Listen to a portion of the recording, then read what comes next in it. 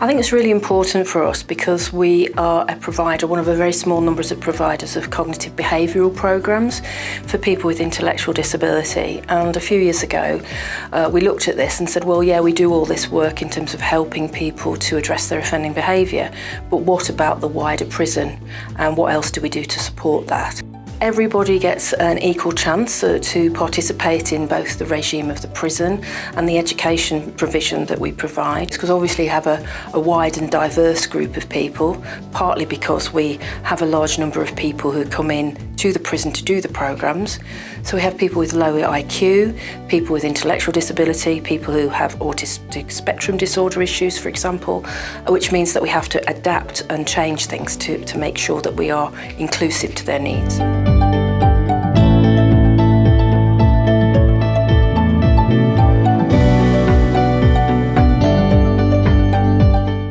Well, I think the first thing is the right thing to do, to make sure that we offer the opportunities to everybody, the same opportunities we can, to make sure that people are able to access whatever service we provide, because that is the right thing to do.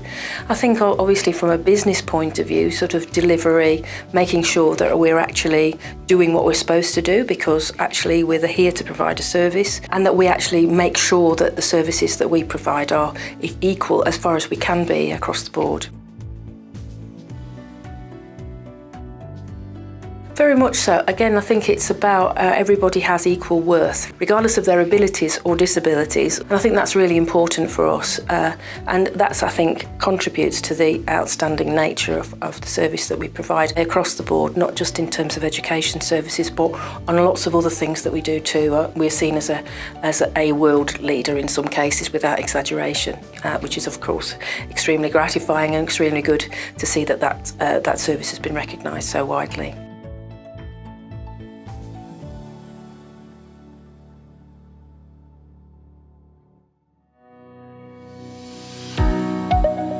I think very much so. I think it kind of links in with the other issues that we have in the prison. Like, we haven't got any specialist units, although around 30% of our population has some form of intellectual disability.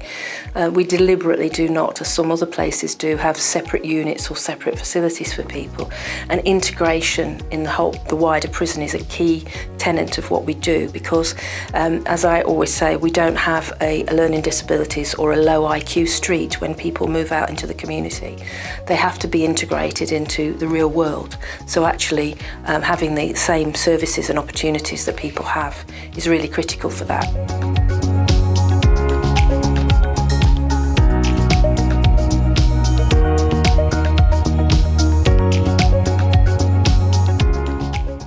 Again, it's about a moral issue, it's about doing the right thing, but it's also a business issue, because actually looking at kind of what you deliver, providing a decent service to the people you are responsible for is key to what I'm supposed to be about. That is part of my job. So really it should be an integral part of anybody, any leader in any organisation's job. Sure. In fact, just this year, I was asked to do a talk to New Bowl Revel, people from the psychology team, about what a whole prison approach to people with intellectual disability looks like. And since then, I've had a number of visits or requests for visits for people to come and have a look at it, because I think lots of people prefer to see things in practice rather than just have someone be a talking head in something, to actually see what it really means. And they get a better feel for it, and therefore better ideas about how they can interpret those ideas for their own prisons.